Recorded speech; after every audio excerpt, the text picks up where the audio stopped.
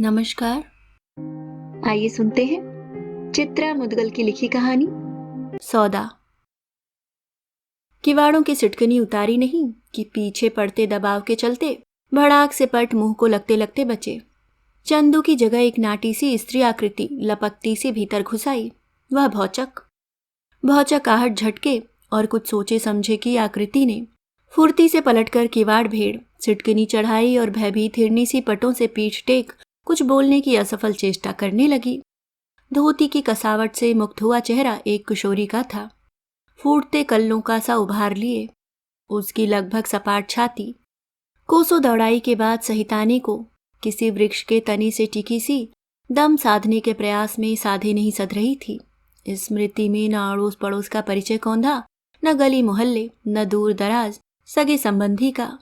फिर उसकी दृष्टि में बटुराए भय और संदेह ने किशोरी की बदहवासी को चिकोटी भरी। हमार रक्षा, गुंडे हमार पीछे हैं, बचाई लो। सूखी सहमी आंखों के कोरों के तट पर एक नन्ही सी कांपती लहरी उमड़ी और उसे भिगोने को सी अर्राती बढ़ाई। विनीति में जुड़ी कलाइयों की खरोंचों पर पपड़िया रहे रक्तकण उसके संग हुई जबरई की चुगली खा रहे थे। कनपटियों से साए साए बहता तनाव भावों के बल रेंगता नाक के इर्द गिर्द टपकने लगा। मवाली पीछे लगे हुए हैं तो उसकी खोली तक खोजते हुए पहुंच सकते हैं। बच्चों के संग वह घर पर अकेली है। रात के 1:30-2 से ऊपर हो रहे होंगे। चंदू भी अब तक घर नहीं लौटा। ऐसे में अनजान छोकरी को घर में घुसाकर वह अपने लिए आफत नहीं न्योत रही। महीने में 20-25 दिन बच्चों के संग अकेले काटना होता है। कोई संकट खड़ा हो जाए तो किसका मुंह जोहेगी। बस्ती बस्ती का फर्क ऊपर से, झोपड़ी पट्टी में भी तो मामूली सी चींचां पर भी लोग फूट पड़ते थे। चाल में अपनी अपनी खोली, खोली में बंद अपने अपने सुख दुख। उसकी मौन दुविधा ने किशोरी को आतंकित कर दिया। कहीं गृहस्वामिनी उसे घर से निकालकर बाहर मटराते चील कौवों को न परोस दे, फूटती हिचकियों को बरबस सुआए। होठों में भींचने की असफल कोशिश करती हुई वह विगलित सी उसके पैरों में देहरी हो आई। बड़ी मुश्किल से पिरान बचा के भागे हैं। इज्जत बचाई लो हमारी, हमरी माई समान हो तो हर उपकार जिंदगी भर न बिसरब। दारुण रुदन द्रवित कर गया। पांव पर झुकी छोकरी की जूड़ी चढ़ी सी कांपती पीठ उसके इर्द गिर्द बेड़ियां बुनने लगी। किन कर्तव्य विमूढ़ हो उठी। कठिन से कठिन परिस्थितियों में भी उसकी विवेक बुद्धि कुंद नहीं हुई। इस क्षण कुछ सूझ नहीं रहा। कदम आगे बढ़ाए या पीछे, हो सकता है छोकरी भली हो, सच्ची हो, परिस्थिति वर्ष मुसीबत में फंस गई हो, कुछ भी हो सकता है। कुछ भी हो है असहाय। जवानी के तने पर पंजे कसती दें। चंदू किसी भी छड़ गोदाम से घर लौट सकता है, उसे समझा लेगी। रात भर के आसरे की बात है। सुबह सही सलामत उसके ठिकाने पर चंदू ही पहुंचा देगा। चंदू की नींद सुबह न भी टूटी तो बच्चों को स्कूल रवाना कर वह खुद ही उसे लेकर चल देगी। मुसीबत किसी को बताकर तो नहीं टूटती, यही ठीक होगा। चंदू के आने तक उसे बच्चों के संग लिहाफ में दुबकी रहने को कहेगी। संदेह में मवालियों ने दरवाजा ठोका पीटा भी तो यही दर्शाएगी कि वह गहरी नींद में सो रही है। अधिक उत्पात मचाएंगे तो चीख चीख कर मोहल्ला जगा लेगी। उठ, उसने झुककर छोकरी को पैरों से अलग किया। नाम क्या है तेरा? कान गली से उठने वाली किसी भी आहट के प्रति चौकन्ने हो उठे। गेंदा। नाक आंख का पानी हथेलियों से पोंछते हुए, उसके सकुचाते हुए होठों पर उंगली रखते हुए उसने गेंदा को चेतावनी सी दी। श्श, रोने का नहीं, आवाज बाहर जाती। बोल, रहती किधर तुम? उसके सवाल ने गेंदा को सासत में डाल दिया। पता ठिकाना होएगा ना किधर का? गेंदा की दुविधा भापते हुए उसने उसके संकोच को तोड़ना चाहा। झगड़ा बिगड़ा करके भागी होएगी घर से तो पन घबराना नहीं। दीनागंज, जिला गोरखपुर। क्या तुम इधर की नहीं? गेंदा ने अस्वीकार में धीरे से सिर हिला दिया। तो तू इधर कैसे आई? उसे घेर किसी पहेली का फंदा कस गया। सांस ऊपर की ऊपर, नीचे की नीचे। गेंदा की गर्दन धड़ पर झुक गई, निर्जीव सी। उसका धैर्य बिलबिला उठा। बोलेगी नहीं तो कैसे चलेगा? गर्दन नहीं उठी, लेकिन साहस जुटाते शब्द स्वर पाने को तत्पर हो आए। सूखा के चलते न गुड़ाई न बुआई, काम मांगने सोहनवा के होटल गए, जहां एक डिरेवर से भेंट भई। बोला हमारे संग शहर चल, अपने सेठ के घर नौकर रखवाए देंगे। 500 रुपया तनख्वाह मिली, रहना खाना घर ही पर, अपने लिए क्या बचा बुचू के माई को मनी ऑर्डर करवाती रहना। हमहू सोचे पैसा पाई के माई के रिस जाती रहेगी। 50 रुपए दिए, बोला अपने संग हम ठेला में लिवाए चलेंगे, सो हम सब्र बंधा। सेठ के घर में काम छोड़कर भागी होगी, बड़े घरों में वह भी खटी है। पगार अपनी जगह है, मगर नौकर को वे आदमी नहीं जानवर समझते हैं, जानवर। बूंद बूंद निचोड़ते नहीं, झिझकते, सहन नहीं हुआ होगा इससे। काम की कमी नहीं, पन दूसरा घर पकड़ के सेठ का घर छोड़ना था ना, और ऐसा रात में भागना। उसकी सहानुभूति पा गेंदा के भीतर पसरा अंधेरा चरमराया। उठती दृष्टि के साथ लसाए दांतों से चिपके होठ पच्च से तनी खुलकर बुदबुद हुए। लगा जैसे खुलती हिम्मत के बावजूद झिझक की कोई पैनी कील ठीक जुबान के बीचों बीच आ धसी हो, और महसूस हो रहा हो कि किसी के आग्रह पर बीती सच्चाई से फिर गुजरना ठीक किसी की धौस की दहशतवश अपने ही हाथों अपने कपड़ों के बटन खोलने जैसा त्रासदायी है। छोप से मन फिर उमड़ आया। अब की जुबान की हरकत में आड़े आ रही कील उसने कोशिश कर उखाड़ फेंकी। सेठ की नौकरी फरेब थी, ड्राइवर हमको धोखा दिया। कील फिर गड़ने को हुई। उसकी आंखों में अनायास लालटेन की बत्ती उकसासी आई। बोल बोल। यहाँ लाके लालू दलाल के हाथ बिका दिया। 4000 का सौदा पटा। लालू हमसे धंधा करवाने को मार कुटाई करने लगा।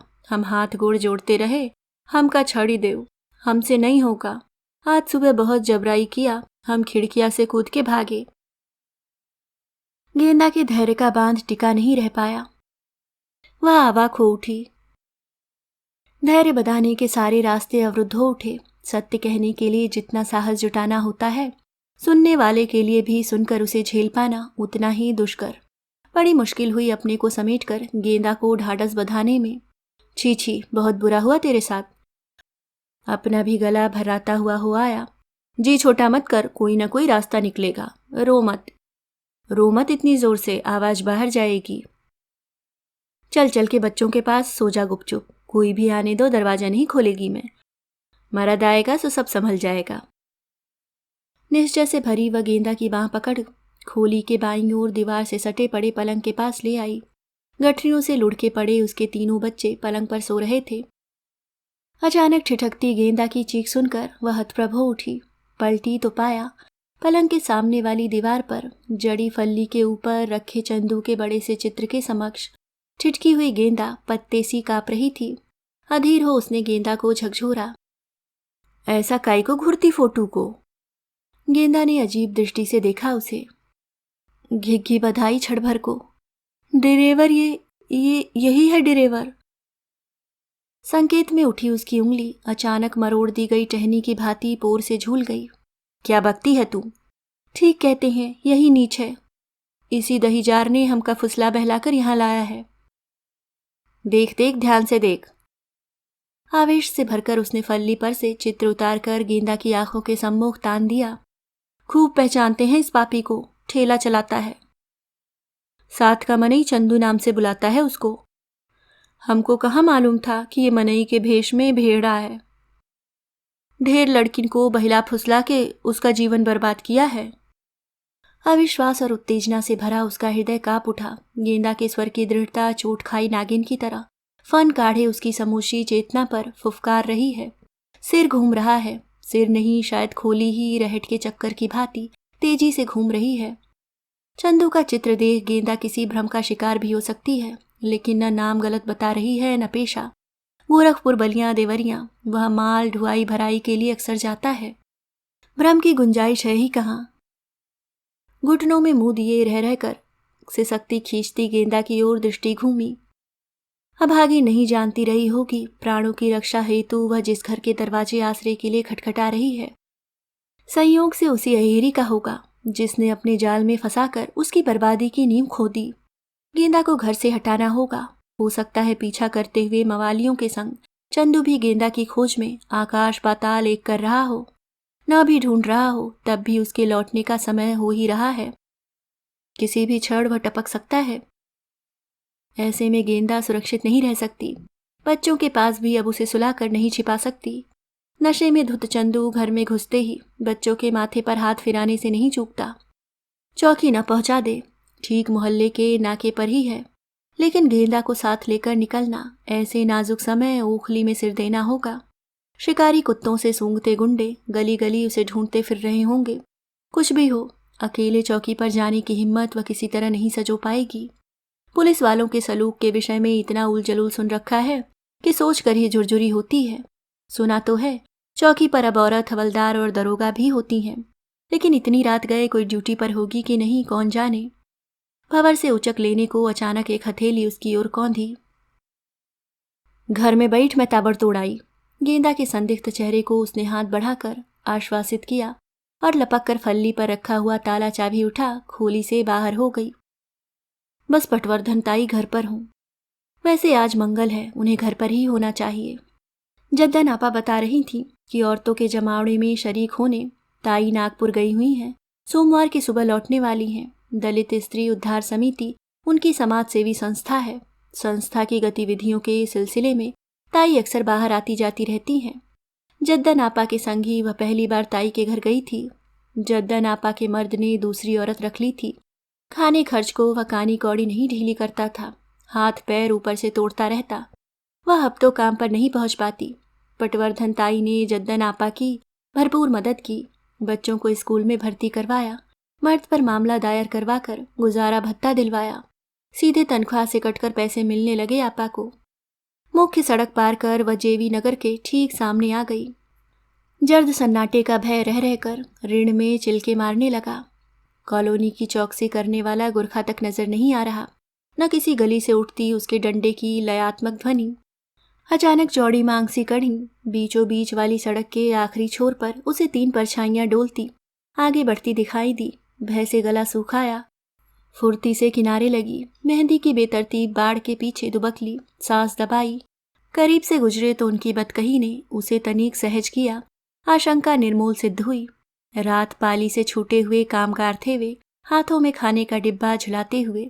हड़बड़ी और उलझन के चलते छोटी शिब्बू को जगाना ही भूल गई। उसे सारी बातें समझा देती कि चंदू लौटेगा और आधी रात को अपने दरवाजे पर ताला पड़ा पाएगा तो भरोसा नहीं, गुस्से में आकर ताला तोड़ने लगे।